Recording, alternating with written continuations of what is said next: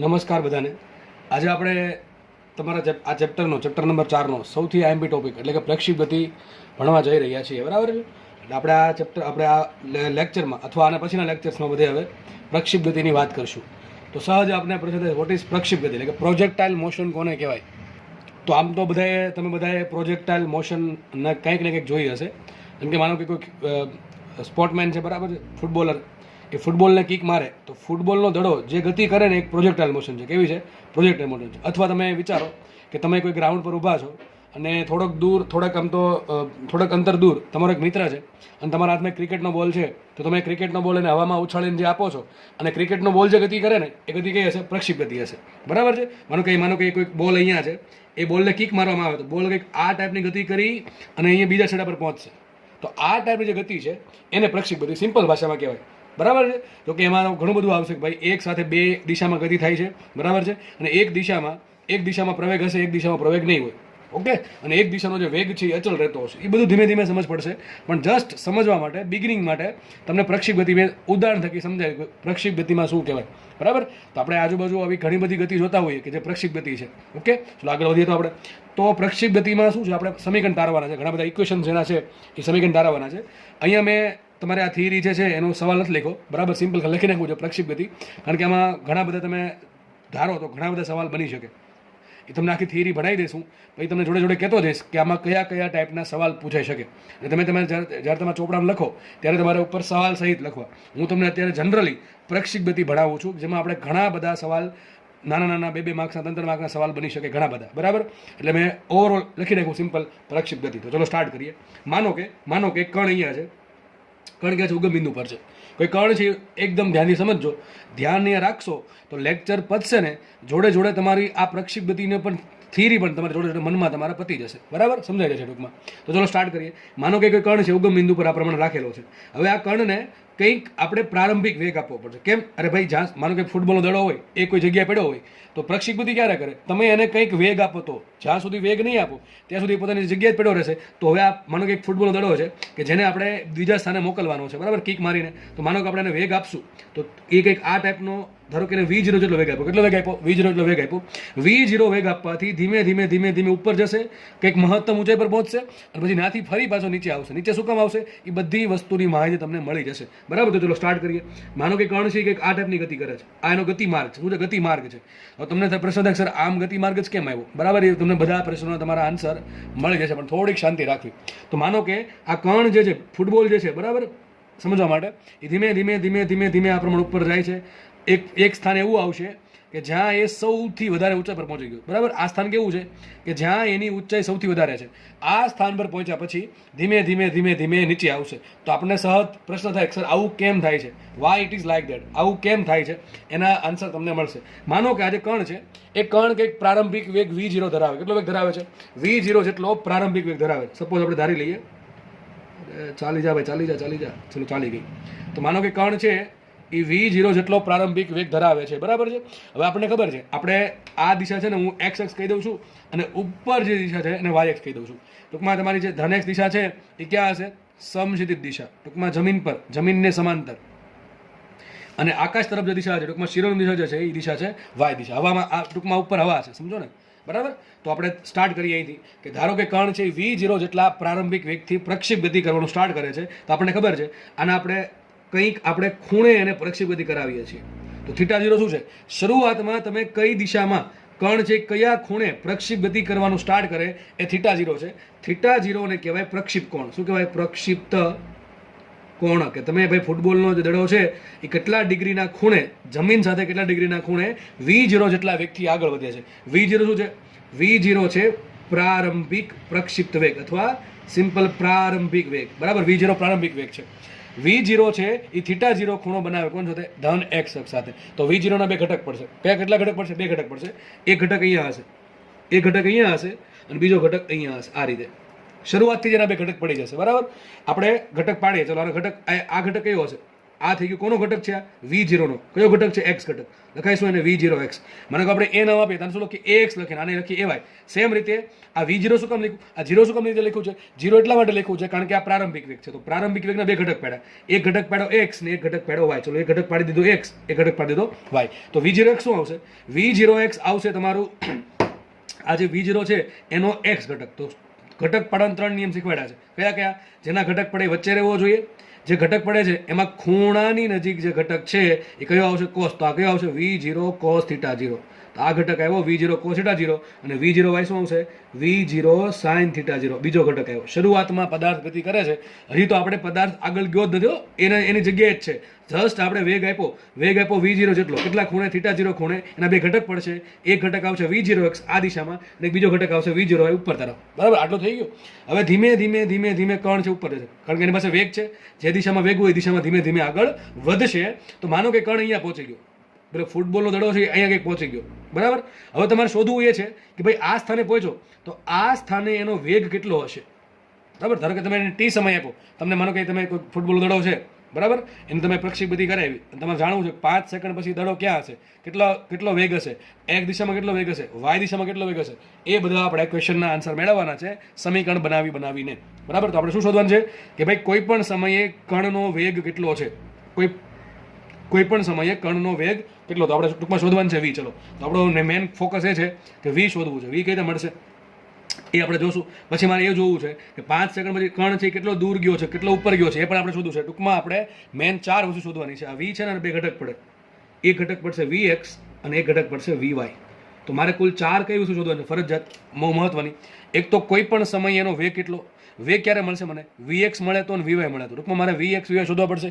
બીજું શું શોધવું છે? મારે એ શોધવું છે કે કણ મૂળ સ્થાનથી કેટલો ઉપર ગયો. ટૂંકમાં મારે શોધવું છે y, અને મૂળ સ્થાનથી કેટલો જમીન પર કેટલો દૂર ગયો. ટૂંકમાં આટલો દૂર ગયો, જો જમીનથી આટલો દૂર ગયો. બરાબર, દેખાય છે? આ દેખાય છે? આટલો દૂર ગયો અથવા આટલો દૂર ગયો, આટલો ઉપર ગયો. તો મારે શોધવું છે y અને મારે શોધવું છે x. તો મેન આપણે 4 ફોકસ કરવાના છે, vx vy y અને x. તો આપણે 4 વસ્તુ શોધવાની છે. બરાબર છે. y શું છે? કણનું મૂળભૂત એના મૂળ સ્થાનથી ઊંચાઈ, કણની y દિશામાં એટલે કે ઉપર તરફ કેટલી ઊંચાઈ છે એ બતાવે y. બરાબર છે. x શું બતાવે?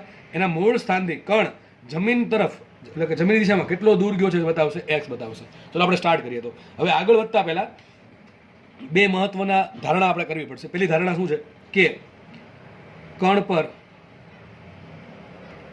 હવાનો અવરોધ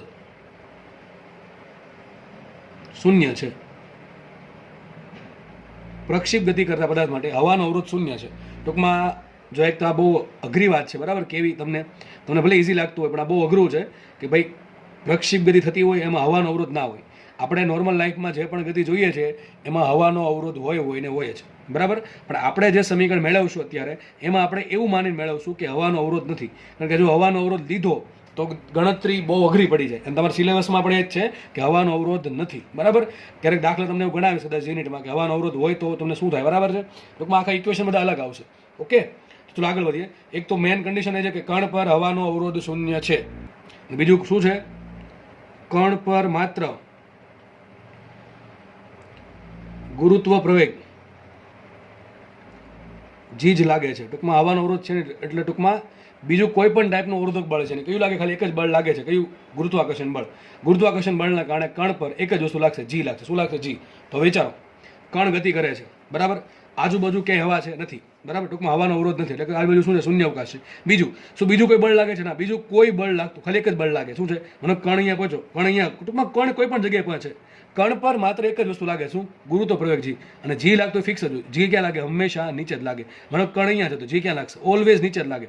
તો જી ક્યાં લાગશે? નીચે તરફ લાગશે. બરાબર છે. તો કણ પર માત્ર એક જ બળ લાગે, ગુરુત્વાકર્ષણ બળ, અને એના કારણે પ્રવેગ ઉત્પન્ન થશે, જી. ઓકે, ચલો ખબર પડી ગઈ. આગળ વધી. હવે તો મને એમ કહો, એક્સ દિશામાં પ્રવેગ કેટલો? એક્સ દિશા કઈ છે? આ દિશા છે. આ દિશામાં પ્રવેગ કેટલો? 0. અરે ભાઈ, આ દિશામાં કોઈ બળ જ લાગતું નથી. આ જો હવા હોય તો આ દિશામાં બળ લાગે, પણ હવાનો અવરોધ 0 છે, આપણે ધાર લીધું છે, એટલે આ દિશામાં કોઈ પણ ટાઈપનું બળ લાગતું નથી. એક્સ દિશામાં કોઈ પણ ટાઈપનું બળ નથી, એટલે એક્સ દિશામાં કોઈ પણ ટાઈપનો પ્રવેગ નહીં હોતો. એક આપણને વસ્તુ એ ખબર પડે કે એક્સ બરાબર 0 છે. બીજું શું ખબર પડે કે સર વાય દિશામાં કયો પ્રવેગ લાગે, તો વાય દિશામાં એક જ પ્રવેગ લાગે. કયો લાગે છે? ગુરુત્વ પ્રવેગ જી લાગે છે. કયો પ્રવેગ લાગે છે? ગુરુત્વ પ્રવેગ જી. હવે પાછું જો એવું થશે કે કણ જાય છે ઉપર, તો આ વેગ છે એ ઉપર તરફ છે અને ગુરુત્વ પ્રવેગ છે જી નીચે છે, તો આમાં બે દિશા આવશે. વાયમાં અમુક રાશિ પ્લસ વાય તરફ હશે અને અમુક રાશિઓ માઇનસ વાય તરફ હશે. તો મારે ધારવું પડશે કોઈક એક દિશાને વાયમાં પ્લસ વાયને ધન કેવી પડશે, એટલે કે ઉધ્વ દિશાને ધારી લઈએ આપણે, ધારી લઈએ અહીંયા જોડે જોડે. ઉધ્વ દિશા ધન લેતા, ઉધ્વ દિશા છે એને ધારવાની છે ધન, અને અધો દિશાને આપણે ઋણ લઈ લઈએ, કે ફરક નહીં પડે આનાથી, બરાબર, પણ લઈ લઈએ. ચલો અધો દિશા લઈ લઈએ ઋણ. તમે આનાથી ઉલટું ધારશો તો કોઈ સમીકરણમાં કોઈ ફરક પડે નહીં, પણ તમને ખબર હોવી જોઈએ કે સમીકરણ જે આવ્યા છે એમાં તમે જે દિશા ધારી છે એના આધારે તમે સમીકરણ મેળવશો. તો અધો દિશા ઋણ લઈ લો તો મને એમ કહો એવાય બરાબર શું આવશે? એવાય બરાબર આવશે -g. આ બધું શીખવાડેલ છે ચેપ્ટર નંબર 3માં, બરાબર. કારણ શું ભાઈ, જો આ જે પ્રારંભિક વેગ છે એનો વાય ઘટક કઈ છે? ધન વાય તરફ છે. ધન લેશું કે ઋણ લેશું? ધન લેશું, કારણ કે ઉપર તરફ છે. આ જી છે એ ક્યાં છે? નીચે તરફ છે. નીચેની દિશા કેવી? ધન છે કે ઋણ? ઋણ. તો કેવું લેશું આપણે? ઋણ. એટલા માટે લખું એવાય બરાબર -g અને ax બરાબર 0. એક્સ બરાબર 0 કેમ લખો? કારણ કે આ એક્સ દિશામાં કોઈ પણ પ્રકારનું બળ નથી, કોઈ પણ પ્રકારનું અવરોધક બળ નથી, એટલા માટે એ દિશામાં કોઈ બળ લાગશે નહીં, બળ નથી, એટલે પ્રવેગ 0 થાય. વાય દિશામાં માત્ર એક જ પ્રવેગ આવશે. કયો? ગુરુત્વ પ્રવેગ છે. કઈ દિશામાં લાગે છે? અધો દિશામાં નીચે તરફ છે. અધો દિશા આપણે ઋણ ધારી છે, એટલા માટે એવાય બરાબર -g આવશે. હું બીજા પેજમાં આગળ ગણતરી કરું છું. તો આપણે જે લખ્યું છે એ લખી નાખીએ, બરાબર. v0 પ્રારંભિક અને બે ઘટક હશે. એક ઘટક આવશે v0x, તો પ્રારંભિક વેગ v0 માટે એનો x ઘટક કયો આવ્યો? એક ઘટક આવશે v0x. v0x બરાબર શું આવશે? v0 cos θ0. શું આવશે? v0 cos θ0. ચલો y ઘટક શું આવશે? v0y. v0y સૂત્ર શું આવશે? v0 sin θ0. આ θ0 શું છે? પ્રક્ષેપ કોણ. ટૂંકમાં તમે પદાર્થને કેટલા પ્રારંભિક વેગથી કયા ખૂણે પ્રક્ષેપ કરો છો એ ખૂણો બતાવે પ્રક્ષેપ કોણ θ0, બરાબર. θ0 ધાર લીધો છે. ત્રીજી વસ્તુ ખાસ અહીં લખીએ, પદાર્થ પર લાગતા પ્રવેગો. ચલો એક જ પ્રવેગ લાગે છે, બીજા બધા પ્રવેગો 0 છે, બીજા બધા બળ 0 છે, કારણ કે આપણે ધારણા કરી છે, ગણતરી ઈઝી બને એટલા માટે ધારણા કરી છે. તો આપણે લખશું પદાર્થ પર x દિશામાં પ્રવેગ છે 0 અને y દિશામાં પ્રવેગ છે -g. કારણ શું આપણે ધાર્યું છે? અહીંયા લખી નાખીએ, ઉધ્વ દિશા ધન ધારી છે મેં અને અધો દિશા ઋણ ધારી છે. અધો દિશા ઋણ લઈ લીધી એટલા માટે. સમજ પડી ગઈ? હવે આપણે આગળ વધીએ. જો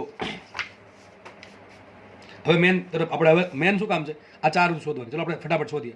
તો જુઓ, મને એમ કહો કણ પર કયો પ્રવેગ લાગે છે? જી લાગે છે. બીજો કોઈ પ્રવેગ લાગે છે? નહીં લાગતો, નથી લાગતો. જો શાંતિથી સમજો, કણ પર એક્સ ડાયરેક્શનમાં કોઈ પ્રવેગ લાગતો જ નથી. વાત થઈ ગઈ, બહુ ઈઝી વાત થઈ ગઈ. વાય દિશામાં કયો પ્રવેગ લાગે છે? વાય દિશામાં પ્રવેગ લાગે છે, પણ કયો છે? ગુરુત્વ પ્રવેગ જી. મને એમ કે ગુરુત્વ પ્રવેગ જીનું મૂલ્ય બદલે કે ના બદલે? અચળ રહે. કેવું રહે? અચળ રહે. જો કે હાઇટ બદલશે એમ જીનું મૂલ્ય બદલે, પણ હાઇટ એટલી બધી મોટી નથી કે ભાઈ જીનું મૂલ્ય બહુ વધારે બદલે. પણ આપણે એવું માની શકીએ કે જી લગભગ અચળ છે, બરાબર. જીમાં કોઈ બહુ મોટું વેરિએશન આવશે નહીં, કારણ કે નાની હાઇટ માટે જીમાં વેરિએશન બહુ ઓછું હોય. એ આપણે ગ્રેવિટેશન વાળા ચેપ્ટરમાં જોશું, બરાબર. તો એ ગુરુત્વ પ્રવેગ જીમાં ગુરુત્વ પ્રવેગ જીને આપણે અચળ માનશું. તો મને એમ કયો કે એક્સ ડાયરેક્શનમાં કોઈ પ્રવેગ નથી, વાય ડાયરેક્શનમાં પ્રવેગ છે, પણ કેવો છે? અચળ પ્રવેગ છે. તો આપણે અચળ પ્રવેગી ગતિના સમીકરણો વાપરી શકીએ કે ના વાપરી શકીએ? વાપરી શકીએ. કારણ શું? કારણ કે વાય દિશામાં પ્રવેગ 0 છે, વાય દિશામાં પ્રવેગ કેટલો છે? -g, પણ પોતે અચળ, એનું મૂલ્ય બદલાય નહીં. અને એક્સ ડાયરેક્શનમાં તો પ્રવેગ જ નથી, બરાબર છે. ઓકે, એટલે એક્સ ડાયરેક્શનમાં પ્રવેગ કેવો કહેવાય? અચળ કહેવાય. ભાઈ 0 એ અચળ જ કહેવાય. 0 એને અચળ જ કહેવાય, બરાબર કે નહીં? અચળ એટલે શું થાય? બદલવું નહીં. શું 0 માંથી 1 થશે? નહીં થાય. 0 માંથી 2 થાય? નહીં થાય. એટલે ટૂંકમાં આ જે વેલ્યુ છે એ પણ અચળ છે. તો આપણે અચળ પ્રવેગી ગતિના સમીકરણ વાપરશું. વિચારો, મારી પાસે વેગ છે, મારે વેગ શોધવો છે અને મારી પાસે અચળ પ્રવેગી ગતિના સમીકરણ યુઝ કરી શકાય. તો સમય આધારિત વેગનું સૂત્ર કયું છે? એક જ સૂત્ર છે. આપણે કયું? સદિશ. પહેલી વાત કરીએ, તમને પ્રશ્ન પૂછાય, ચલો પહેલો સવાલ આમ પૂછાય કે પ્રક્ષેપ ગતિ કરતા પદાર્થ માટે તેનો એક્સ દિશામાં અને વાય દિશામાં વેગનું સૂત્ર મેળવો. તમારે હવે આ બધું લખી અને આ સવાલ લખવાનું, બરાબર છે. મેં અહીંયા સવાલ નથી લખતો, પણ હું તમને સવાલ કહેતો જાઉં છું. આ ટાઈપના સવાલ તમને પૂછી શકે. ફરીથી બોલું છું કે પ્રક્ષેપ ગતિ કરતા પદાર્થ માટે એનો એક્સ દિશામાં વેગ અને વાય દિશામાં વેગના સમીકરણ મેળવો. તો તમારે આ ગણતરી કરવી પડશે. તો વિચારો, મારી પાસે અચળ પ્રવેગી ગતિના કયું સમીકરણ છે કે જેમાં વેગ આવે છે અને સમય આવે છે? v બરાબર v0 પ્લસ સદિશ at, સદિશ સ્વરૂપ લખવાનું છે. સદિશ v બરાબર સદિશ v0 પ્લસ સદિશ at. હવે મારે vx શોધવાનું છે ને vy શોધવાનું છે. તો કંઈ નહીં, એક વખત લખીશ x માટે, એક વખત લખીશ y માટે, એટલે બહુ ઇઝીલી તમને સોલ્વ થઈ જશે. જો આ થિયરી અહીંયા ને અહીંયા થઈ જશે, તમારે જોતા જોતા લેક્ચર જોતા જોતા થઈ જશે. ધ્યાન અહીંયા રાખજો. તો ચલો આપણે કામ કરીએ. વેગનો ઘટક લઈએ. શું આવશે? આ vx બરાબર v0x plus ax into t. સમજ પડે કે ના પડે? આવું શીખવાડ્યું તમને કે સદિશમાંથી ઘટક સ્વરૂપે સમીકરણ કેમ લખવું. તો શું કરવાનું? જેના પર સદિશો છે ને એના ઘટક પાડવાના. x ઘટક તો x વાળું સમીકરણ લખવાનું, y તો y વાળું સમીકરણ, z તો z વાળું. ચલો પહેલા આપણે કામ કરીએ. vx શોધી નાખીએ. જો મારે શું શોધવાનું છે? vx. vx શું છે? What is vx? vx શું છે કે ભાઈ કર્ણને આપણે જે પદાર્થ છે એને મેં અહીંથી પ્રક્ષેપ કર્યો. ધારો કે t બરાબર t સમય, ટૂંકમાં t સમય તો અહીંયા પહોંચ્યો, t સમયે પોતે પહોંચે છે અહીંયા. તો આ સમયે એની પાસે કેટલો વેગ છે? ધારો કે એની પાસે v વેગ છે. v વેગ છે તો કંઈક ખૂણો બનશે. ધારો કે ખૂણો થીટા બને. કેટલો ખૂણો બને? થીટા બને છે. તો વેગનો ઘટક પડશે vx અને એક ઘટક પડશે vy. તો vx શું બતાવે? vx તમને એમ બતાવે છે કે કણ t સમય પછી અહીંયા પહોંચશે ત્યારે એની પાસે x દિશામાં કેટલો વેગ હશે. vy શું બતાવે? vy શું બતાવે? કે કણ જ્યારે અહીંયા પહોંચ્યો તો ઉપર તરફ એનો વેગ કેટલો, કે y દિશામાં કેટલો વેગ છે બતાવશે vy. ખબર પડી ગઈ? તો ચલો આપણે vx શોધીએ. vx બરાબર શું આવ્યું? v0x plus ax into t. ચલો આપણે આવા કિંમત છે ને એ મૂકવાની છે. ચલો આપણો દાખલો સોલ્વ થઈ ગયો. તો vx બરાબર શું આવશે? v0x. v0x કેટલા આવ્યા? v0 cos θ 0 બરાબર પ્લસ પ્લસ x કેટલા છે? x છે 0. કેટલા છે? 0. 0 ગુણ્યા t. વાત થઈ ગઈ. પૂરી એક સમીકરણ મળી ગયું. કેટલું ઈઝી છે જુઓ. તો vx બરાબર શું આવ્યું? vx બરાબર આવ્યું v0 cos θ 0. એક સમીકરણ મળી ગયું. વાત થઈ ગઈ પૂરી. તો vx આપણને મળી ગયું. vx બરાબર આવ્યું v0 cos θ 0. તો જુઓ તો શું આમાં બીજો કોઈ સમય આવે છે? ના.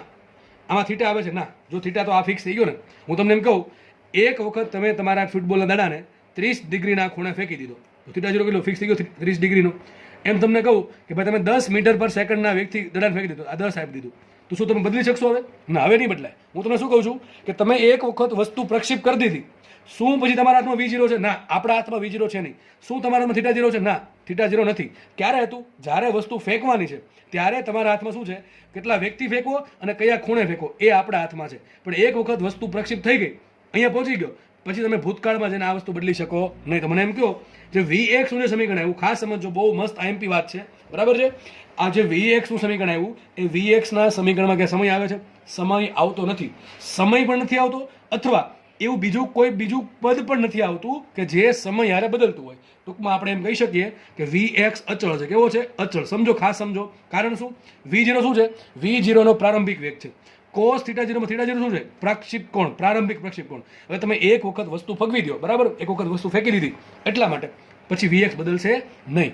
vx બદલતું ન હોય, કેવું હોય? અચળ હોય. મતલબ શું થયો આનો? બહુ મસ્ત મતલબ થયો. એમ થયો કે તમે vx ની કિંમત આવી કેટલી? જો vx ની કિંમત આવી v0x હતી. જો વિચારો, x બરાબર 0 મૂકી દો, x બરાબર 0 મૂકો શું થશે? vx બરાબર, માટે સાબિત થયું vx બરાબર v0x. ટૂંકમાં જેટલું v0x છે એટલું જ vx રહેશે. vx શું છે? પ્રક્ષેપ ગતિ કરતા પદાર્થનો કોઈ પણ સ્થાને x દિશામાં વેગ. તો સાબિત આના પરથી સોલિડ વસ્તુ એ થઈ કે તમે જેટલો વેગ અહીંયા v0x હશે ને એટલો જ વેગ v0x અહીંયા હશે. ધારો કણ અહીંયા પહોંચો તો અહીંયા v0x એટલું જ હશે. કેટલું? અહીંયા વેગ પણ v0x હશે, અહીંયા વેગ પણ v0x હશે, અહીંયા વેગ પણ v0x હશે, અહીંયા વેગ v0x પડશે ને, નીચે પડશે ને ત્યારે પણ વેગ v0x હશે. એટલે જ મેં તમને પહેલા કીધું હતું કે પ્રક્ષેપ ગતિ એવી ગતિ છે કે જેમાં પ્રક્ષેપ ગતિ કરતા કણનો x દિશાનો વેગ બદલતો નથી. સમય હારે કેવો છે? અચળ છે. તમે માનો કે કણને 10 વેગથી ફેંકો કોઈ ખૂણે, માનો કે આ ઘટક 5 આવે છે, તો અહીંયા પણ વેગનો 5 હશે, અહીંયા વેગ આ દિશામાં, એક દિશામાં, દરેક જગ્યાએ વેગનો 5 જ હશે. કેટલો છે? 5 નો જ વેગ હશે, બદલશે નહીં સમય હારે. તો આ એક બહુ મહત્વનું સમીકરણ છે જેના પરથી આપણને ખબર એમ પડે છે કે પ્રક્ષેપ ગતિ કરતા પદાર્થનું, આ તમારે ચોપડા લખી નાખું તમારે શાંતિથી, કે પ્રક્ષેપ ગતિ કરતા પદાર્થ માટે ફરીથી બોલું છું, પ્રક્ષેપ ગતિ કરતા પદાર્થનો x દિશાનો વેગ સમય હારે બદલતો નથી. કેવો? અચળ હોય. ને વેલ્યુ કેટલી હોય એની? પ્રારંભિક x દિશાના વેગના ઘટક, ટૂંકમાં પ્રારંભિક વેગના x ઘટક જેટલી જ વેલ્યુ હશે, બરાબર? માનો કે આની વેલ્યુ 5 આવે તો પણ વેલ્યુ 5 જ હશે, સમય હારે બદલશે ને. ચલો આપણે y ની વાત કરીએ તો સદિશ v બરાબર v0 પ્લસ at છે, એમાંથી બનાવીએ આપણે vy નું સમીકરણ. શું આવશે અહીંયા? બનાવો ફટાફટ. vy બરાબર શું આવશે? v0y plus ay into t. બસ આટલું કરવાનું છે. શું કરવું પડે? સદિશ v બરાબર સદિશ v0 પ્લસ સદિશ at માં શું મૂકવું પડે? y ઘટક. તો vy બરાબર v0y પ્લસ ay t. ચલો આગળ વધીએ તો મુખ્ય કિંમત આપણે vy શોધવાનું છે. તો vy બરાબર v0y શું આવશે? v0y આવશે v0 sin θ 0. શું આવશે અહીંયા? v0 sin θ 0 પ્લસ ay શું છે? ay છે -g, તો લખશું -g ઇન્ટુ ટી થઈ ગયું. માટે સમીકરણ બની ગયું. શું બનશે? વી વાય બરાબર શું બન્યું? V0 sin θ 0 minus GT. તો જો આ તમે સમીકરણ જુઓ, આ સમીકરણ જો ને આ સમીકરણ જો, બેમાં કંઈક જમીન આસમાનનો ફરક છે. જો કારણ શું?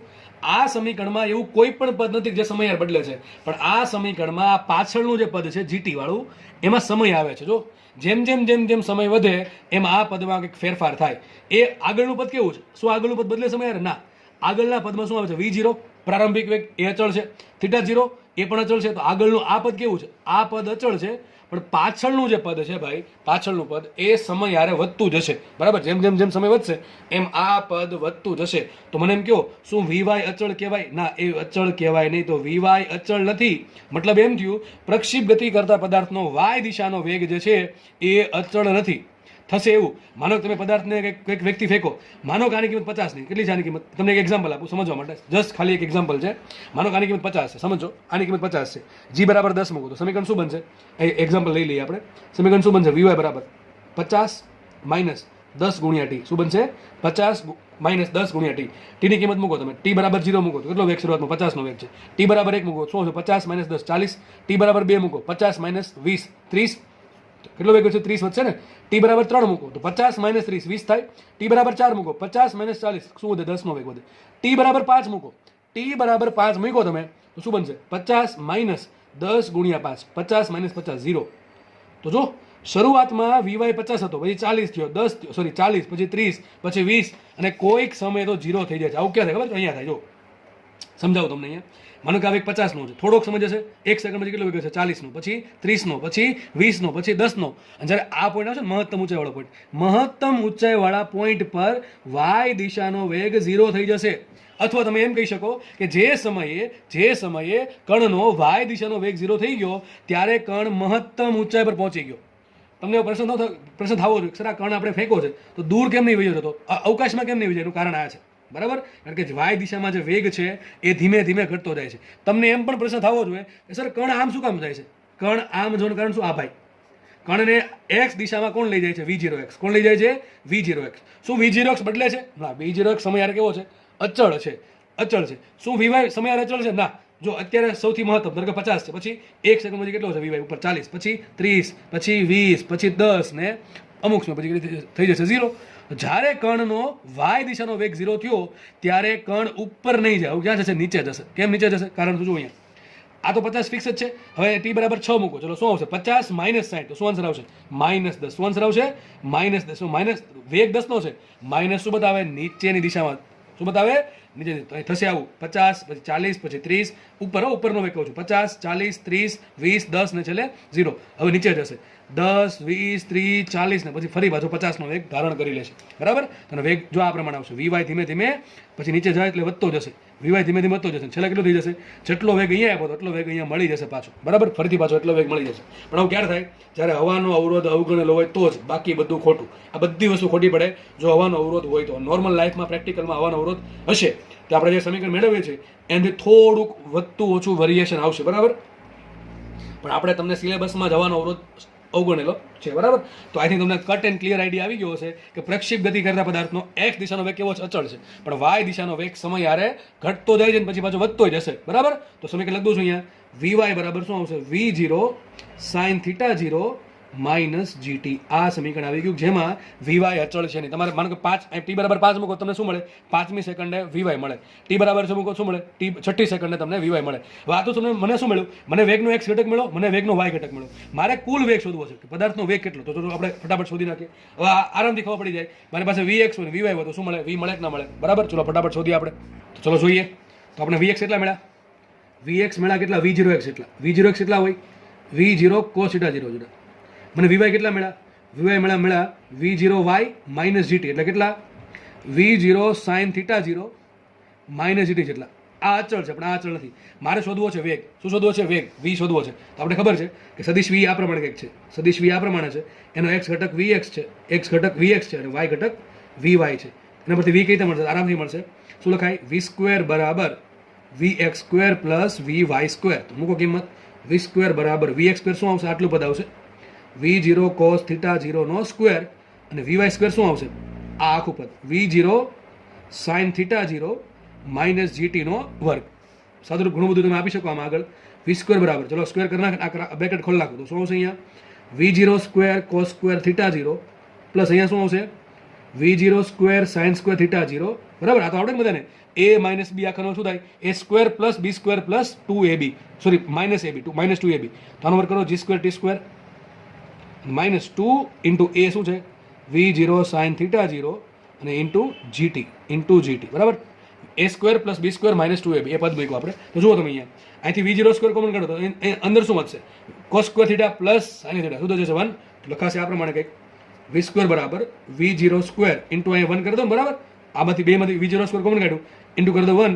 પછી લખીએ પદ આપણે આ g square t square minus 2V0 sine theta 0 into g into t. બરાબર, કાઢી નાખીએ વર્ગમૂળ તો શું આવશે? V બરાબર અંડર રૂટમાં આવશે આખું પદ V0 સ્ક્વેર. આ સમીકરણ કે યાદ રાખવાની જરૂર છે નહીં, બરાબર, ગોપતા નહીં ભાઈ આમાં. 2V0 sine theta 0 into GT. દાખલા આપણે જ્યારે ગણશું ત્યારે બધું આવું બધું પદ નહીં આવે, કારણ કે આપણે દાખલામાં શું કરશું? આપણે એક કિંમત મળી ગઈ છે, V0 ની કિંમત મૂકશું, થીટાની કિંમત મૂકી દો તો તમને આ કિંમત મળશે, અહીંયા એક કિંમત મળશે અને કિંમત શોધશું એટલે આપણે આવું કંઈ મોટું સ્ટેપ આવશે નહીં. અને તમારે થીટા શોધવું, થીટા તો તમને ખબર છે શું કરવું પડે? ટેન થીટા બરાબર શું કરવું પડે? VY by VX. સદિશનો જે સદિશ છે એનો y ઘટક છેદમાં x ઘટક કરો તો તમને શું મળે? ટેન થીટા મળે. થીટા શું છે? સદિશનો x ઘટક સાથેનો ખૂણો. શું છે? સદિશનો x ઘટક લખી દો તમને. થીટા શું છે? થીટા સદિશ વીનો તેના x ઘટક VX સાથેનો ખૂણો છે. બરાબર, તો જો આપણે ત્રણ વસ્તુ મેળવી લીધી, મેન વસ્તુ આપણે સોલ્વ થઈ ગઈ. મારે VX જોતું હતું, VO જોતું હતું, બે મળી ગયા.